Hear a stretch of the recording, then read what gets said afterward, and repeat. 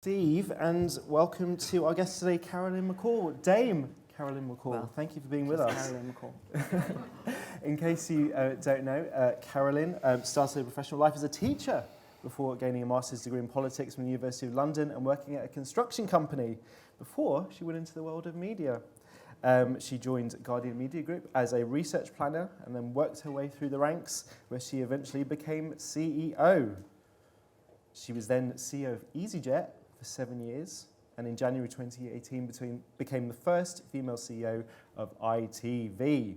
And during your time in nearly 5 years, you've launched BritBox, a joint venture with the BBC, the addressable buying platform Planet V, but now we're here to talk about ITVX, another thing that you're launching. Yeah. So thank you so much for being with us today at the Future of Media. Pleasure. Hello, everyone.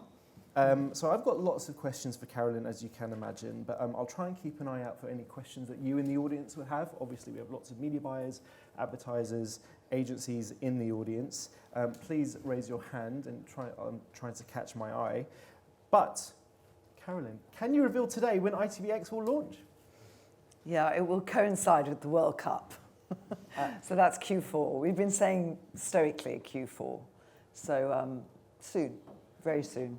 The teams are very heads down at the moment, so we're not being more specific on a launch date. But it will coincide with the World Cup, which obviously is a massive, massive event, and people are really looking forward to it, and the build-up's already starting. So it will give us a fantastic opportunity, I think a great way to launch a platform. And I think one of the things we're saying very much, both to our viewers but also internally, is it's not about one launch day. It's about us really having a launch year. Right. Because we're going to be developing and iterating the platform as we go through, and the content as well. So do you have a plan for a phased approach, if you like, phase one, phase two? Yeah, look, I mean, it'll look amazing on day one because it's going to be such a step change away from ITV Hub. So many people in this room who probably used ITV Hub have been very frustrated with that at some stage or another. It was launched as a catch-up service, ITV Hub, about 7 years ago, before my time, but it was launched only really to get people to catch up. It was never really intended to be somewhere you would dwell. And so we've had to really overhaul the technology and really create a fantastically strong platform, which we've built on the bones of Hub and Hub Plus, which is the ad-free way of viewing ITV Hub. So it's going to be a massive, the functionality, the design, the user experience is going to be a massive step change. So users will see that. But what is important is that I think they also know that there is more to come. Like there's more functionality, there's more kind of delights to come in terms of how we make things easier to find and browsability and all of that. Okay. I've got lots of questions about that, as you can imagine. But more broadly, I mean, I've heard you talk in the past about when you were approached about the ITV job by Peter Bazalgette, who was chairman until recently for many years at ITV. Well, until last week, actually. We're still grieving, but there you go. As you approach 5 years in the job, I mean, you talked about, I heard you talk about with him the need for ITV to digitally transform.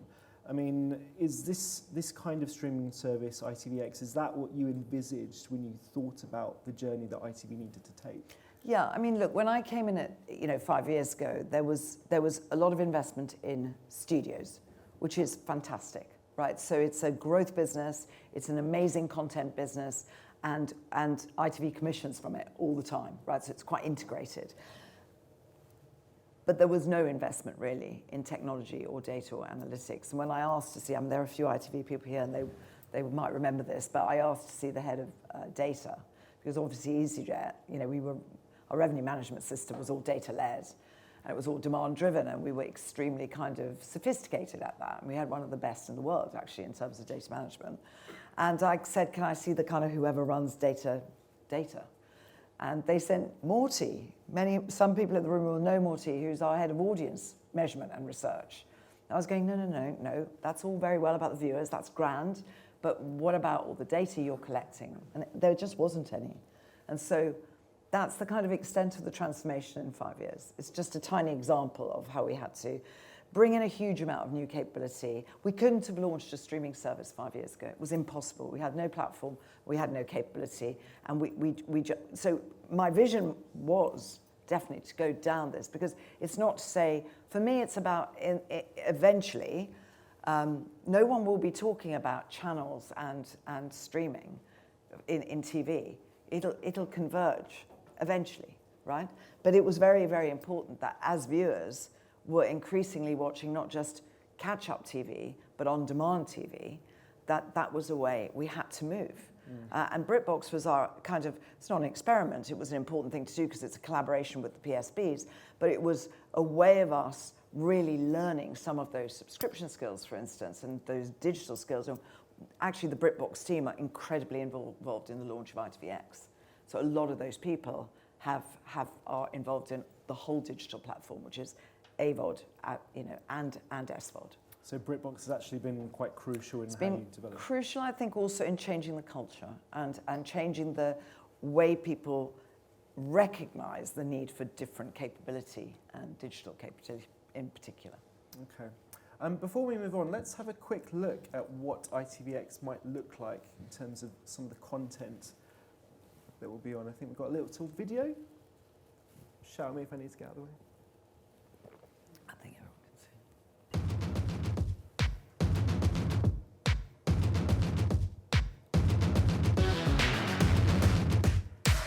I know you're guilty. How many times do I have to tell you I am not a traitor? We are a family. We are going to get back what's ours. I can't say how truly sorry I am for what I did to your daughter. Do you push everyone away? Yeah, I do. I want to find out why she was taken from us. We got it so wrong. Congratulations! Welcome to the army. That was easier than I thought. Well, with so many soldiers retiring, we're taking almost anyone at the moment. Okay, that makes sense now. What you're working on is the first ever murder investigation where nobody's actually died.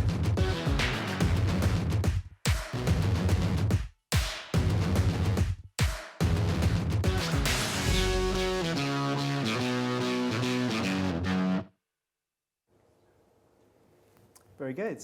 So the X is We quite... always do a good sizzle. So the X is quite prominent in your branding. Who came up with the name ITVX? Was that... Oh, we researched it, as you could imagine. We researched it to death. It was plus or this or that. It just, viewers really liked it. First thing we did was actually look at non-ITV branding. So we actually thought, if we really want to extend reach, do we actually look at something that doesn't have ITV in, that maybe has it as a powering by ITV? And that didn't work actually for viewers, and I was really pleased that they really trusted ITV and they liked the brand. So the fact that we have 98%, well, 100% awareness in this country is extremely helpful to call it ITVX. But the X signified something different, something distinctive, something extra, something, something over and above, over the top. And I think that's why we went for it. So it researched very, very well, but we looked at a whole range of options on that. And when I say we do a good sizzle, I was being slightly ironic because we always do a good, obviously, we are in this game. But what I think is different about that is the range of programs. You wouldn't see on Channel that range of programs because there's a teen drama in there, there's a Planet Earth kind of, which is by a new company that we've bought, which is a natural history company called Plimsoll, second, other than BBC Natural History, it's the second biggest in the world. So we'll be doing things like that we will put a lot of that on Channel eventually, so that we make the most out of the content. But we don't know how long the windows will be. And we don't know whether we'll put all of that on Channel. Because some of the things we'll commission for ITVX, so comedy, for instance, and maybe Tell Me Everything, might actually be sold globally to other streamers, but not in the UK. So it's a really different model, actually, for content and content distribution, which is also exciting. But I think it is brilliant for viewers, because just remember, it is a free service. Everything you see there, which was all exclusive to ITVX, it's going to drop every week, something new, something different, something exclusive, won't be available on Channel, won't be available on any other platform. They get it for free. If they want to go ad-free, they can. They can subscribe to ITVX Premium. And have you got details yet for pricing? I don't think I'm allowed to say. Obviously, I know the pricing, but I don't think we're saying it. The one thing I will say is that if you're already an ITV Hub Plus user, which is $3.99, or you're a BritBox subscriber, $5.99, we will protect those rights for a period of time. So for quite a long period of time, they will pay those prices. But it will be extremely keenly priced, because we know it's hugely competitive out there for eyeballs. And our whole aim here, and why it's so good, I think, for advertisers, we're very advertiser focused, because this gives us a real opportunity to extend reach, which is why we're trying to get people who are users of ITV, i.e. they're familiar with ITV, but they're not frequent viewers of ITV. So we want to make sure that we can get those people in, but so extending reach. But also I think what's really important is that we can target people extremely in a very granular way. So we're going to have something like 20,000 targetable audiences, which are variable. So which I think is an amazing thing. We can data match, we can do all of those things, all very brand safe. So from an advertiser point of view, the other really big thing is ITV Hub had about 1,500 hours of content about 9 months ago. When we launch in Q4, ITVX will have 9,000 plus hours of content, all ad free, all ad funded. Mm-hmm. So, and what about the formats and buying opportunities? So we talked a lot about the content already. Are formats going to be quite radically different to what we've seen on Hub in the past, for example? Well, I think there are more opportunities. I think, you know, with we've got ad labs, and I think the combination of Planet V, which is, you know, all the agencies are already plugged into and are already using. But then we've got ad labs, which is looking at all the product opportunities with advertisers. So there's a really big opportunity, I think, for collaboration, and I know that's happening already. So for instance, you know, pilot schemes at the moment are weather. So you'd be able to change the ads to just automatically, depending on what the weather's doing in the UK, north or south. So that's something we've never been able to do before. We're working very closely with a company that we own called Metavision, which is all about metaverse. We're doing some great work with John Lewis last year. They did I'm a Celebrity in the metaverse as an extension of reach from ITV. So they were very involved in I'm a Celebrity with ITV, and then Metavision did them a whole meta campaign in the metaverse. So, you know, there are just a lot of opportunities, I think, to talk to our teams, to kind of talk to them about what you want to see for advertisers. Not just us kind of standing, you know, sitting in a room, coming out with what we think advertisers want. And this is incredibly important. This would be one of the biggest ad-funded services, you know, in Europe, actually. And so it's very, very important. I think we collaborate well with advertisers on what they want to see and what works for them. And what about the advertising experience for the consumer as well? I mean, we're also speaking on the eve of talking about launches about Netflix and Disney Plus launching their own advertising funded tiers. Mm-hmm. You must, I suppose, see an opportunity here, given that, you know, you obviously have a history as a commercial broadcaster of commissioning programs specifically made to have ad breaks in them. Whereas I imagine Netflix is going to have to shoehorn in ad break display advertising. I'm not sure they know how hard that is, actually.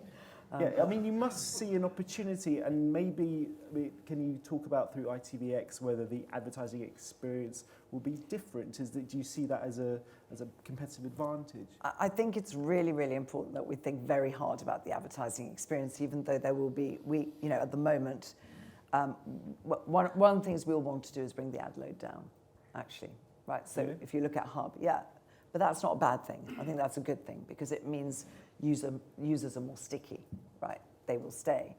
And the other thing I think sorry, just to be clear, is that a recognition that maybe the ad load was too high? Well, I think when you've got only 1,500 hours, you know, of volume, then your inventory is more limited.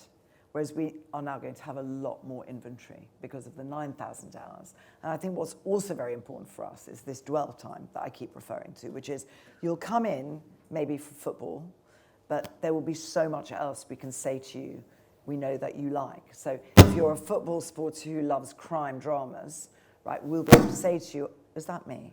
Is that because I'm waving my hands around? Probably Could is. Be. We'll be able to say to you, you know, we have a huge amount of true crime dramas. ITV has become very, very good at that genre. So we will be able to target people on that. So that sounds really obvious, but we're not doing that at the moment. That's not what we do. That will also help with inventory because you get more targeted inventory. So I think I just think that we have to work out all the time what we can do for viewers in terms of ad load. They're expecting advertising and they're really happy with the advertising. That's one of the massive differences, I think, between many other markets in the UK. The UK, a lot of the quality of the advertising is good. It's funny. It kind of fits the program or the genre or whatever. And so I think actually viewers are not resistant to advertising, but I think we do have to work hard to make sure they stick, because the dwell time for us is very, very important. So we'll work with advertisers on that. Mm. And I suppose, can I glean from what you've just said in terms of cost per thousands, that perhaps in the past, not just ITV, but all broadcasted video on demand in the UK, the pricing has maybe been prohibitively expensive for a lot of brands because maybe there isn't enough inventory? Well, I mean, I think, remember, we're even though we're not, the regulation, because we're a PSB, there's always going to be an amount of miniature. I know VOD is not the same as ITV1, but I think we respect the kind of the rules. So we just have to be, we're very mindful of that as well. So no, I don't think this is a change or a really big shift. I just think on streaming, you've got to have, I think the way you think about the user experience is different to channel. And therefore we have to have the people who understand that and who really work hard at that all the time so that we're getting that balance right. But it is ad funded. We welcome advertising and all advertisers. And actually we've got about 250 brands that are digital only already, who don't use TV but use VOD. And are those through Planet V, the addressable platform? Yeah, very much so. Yeah. And will there be? So you mentioned this a bit already. The opportunities for personalisation and why it's important. Yeah. So Planet V. How do buying ads on ITVX fit into what's already there with Planet V, self-serve, addressable? It's just more. It's more. Planet V is the platform. That's what we're using. But we've also got InfoSum, which is a massive data bank where we're using data. We've also got a huge amount of first-party data. So it's kind of more. It's just using the Planet V platform, but then kind of amplifying it because we have so much more that we can do, and because the team are now. I think Reese is talking a bit later on, and I think he's doing the gaming session. But he's been hugely involved with the team at thinking about how we can product develop what we do on Planet V. And else, so that we're using. So that granularity about, I'll give you an example. I mean, Porsche have used us very successfully as a digital-only advertiser, because what we do brilliantly, I think, is we still do mass simultaneous reach, fantastically, better than anybody else.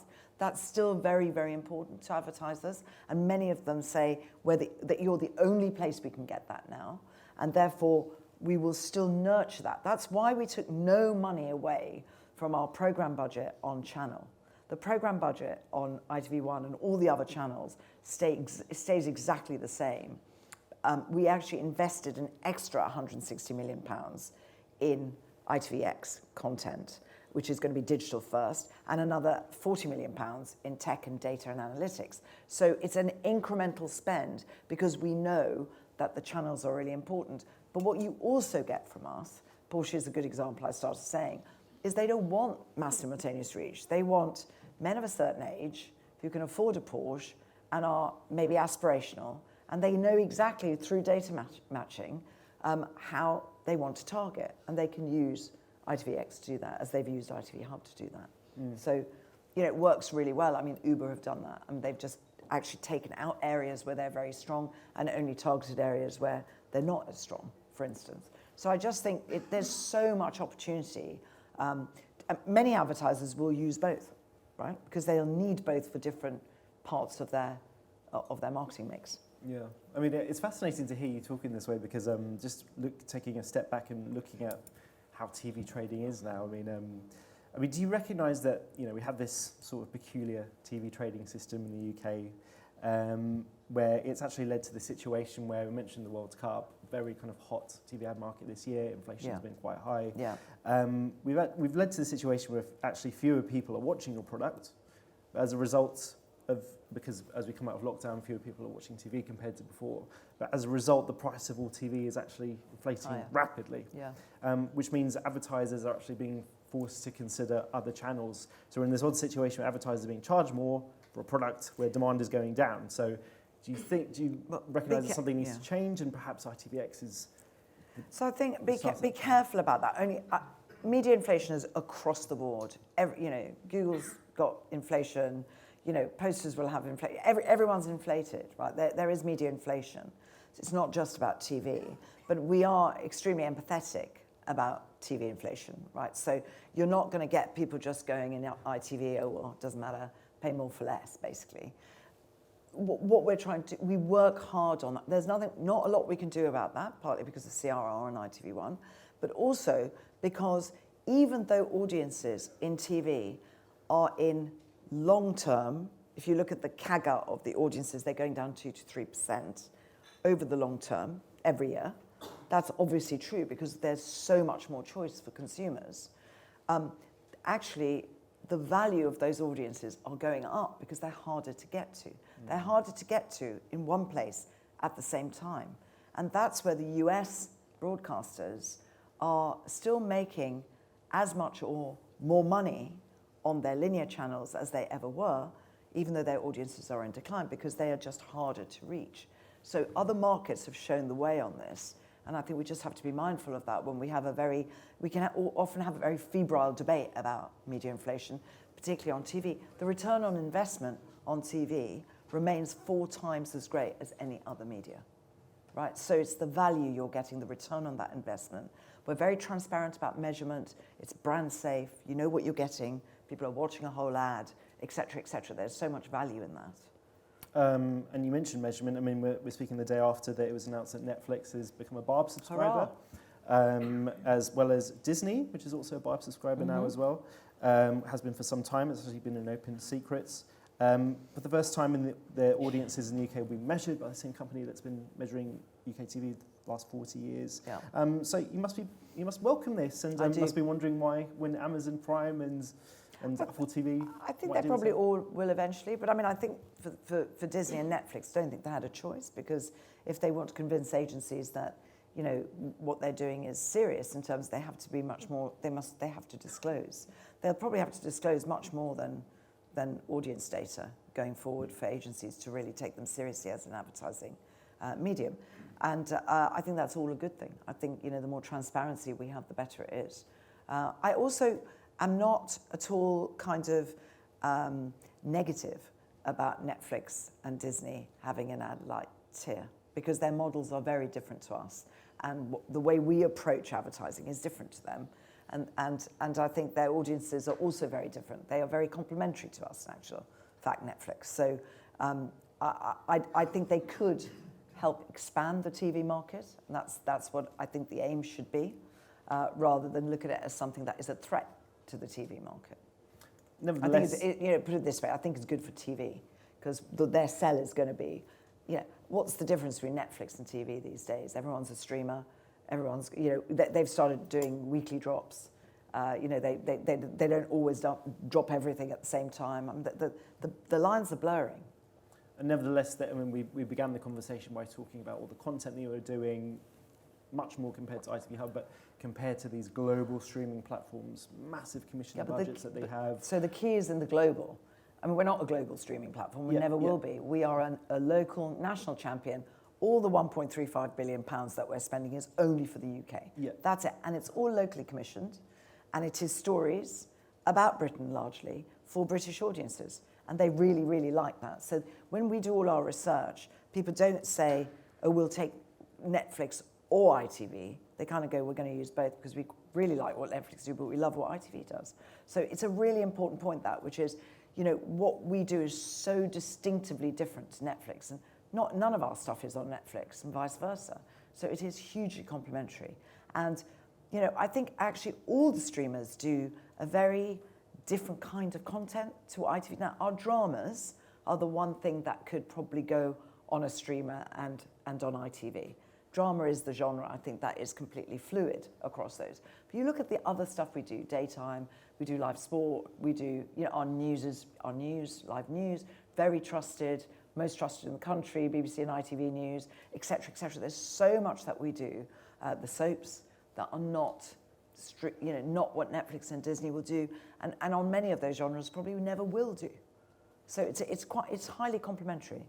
Yeah, that was very interesting, and you mentioned the media plan as well. And a lot of what we've heard at the Future of Media yesterday and a little bit this morning, the panels I've heard, is the challenges that advertisers and their agencies have with managing the sheer complexity of the media landscape.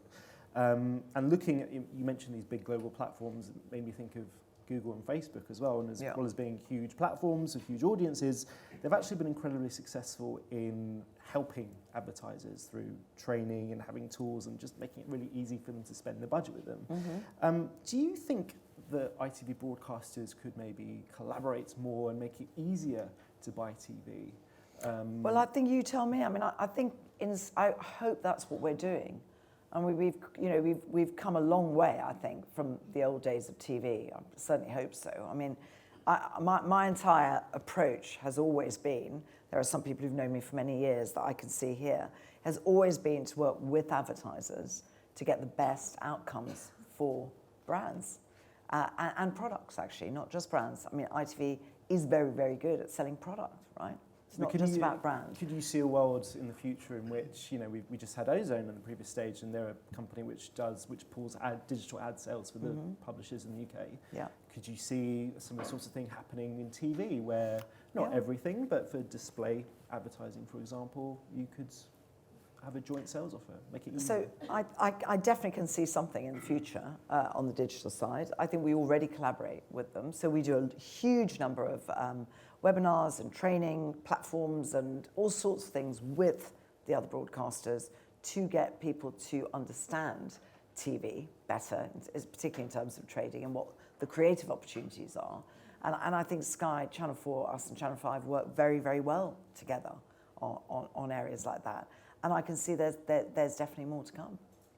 Okay. Does anyone have any questions or observations for Carolyn McCall? We have one here. It's just around Apple. So Apple are obviously trolling around the major agencies at the moment around ad spend. How do you view that in terms of affecting your business plan for the next couple of years? Because they're going to take money. And ad spend isn't finite. No, definitely not finite. And I think for us, that's why I say I think we need to be very, very strong at why TV is so effective and the outcomes are so powerful from TV advertising. And I think that money should not be coming out of TV. That money should be coming out of other, less effective media. So if Apple are coming in and saying to you, advertise with us on Apple, then that doesn't necessarily mean that should come from a TV budget. That can come from digital budget. It can come from posters. It can come from press. It can come from other places. And I think that's our job as well, to make sure that we are doing as much as we can with clients and agencies. And I think clients have an important role to play here because they're the ones who are under pressure on money, particularly now, going into next year and beyond.